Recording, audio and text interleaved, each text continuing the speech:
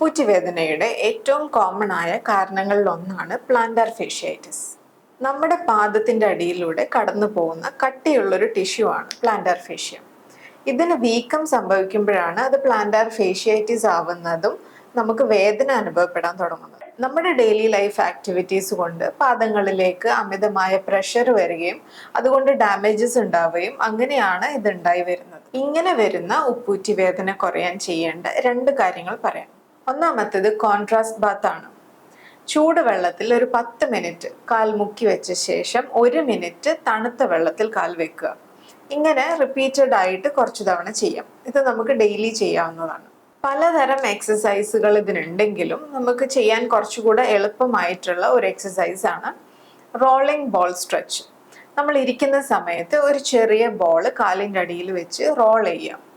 Ball അല്ലെങ്കിൽ നമുക്കൊരു ബോട്ടിലായാലും മതി. നമ്മൾ ബോട്ടിലാണ് യൂസ് ചെയ്യുന്നതെങ്കിൽ അതിൽ തണുത്ത വെള്ളം നിറച്ചിട്ട് ഉപയോഗിച്ചാൽ കുറച്ചുകൂടി എഫക്റ്റീവ് ആയിരിക്കും. മരുന്നുകൾ മാത്രം ഡിപ്പെൻഡ് ചെയ്ത് നിൽക്കാതെ ഇത്തരം എക്സസൈസുകൾ കൂടെ റെഗുലർ ആയിട്ട് ചെയ്യുകയാണെങ്കിൽ ഉപ്പൂറ്റി വേദനയും പ്ലാന്റാർ ഫേഷ്യാറ്റിസും നമുക്ക് വേഗം മാറ്റിയെടുക്കാൻ പറ്റും.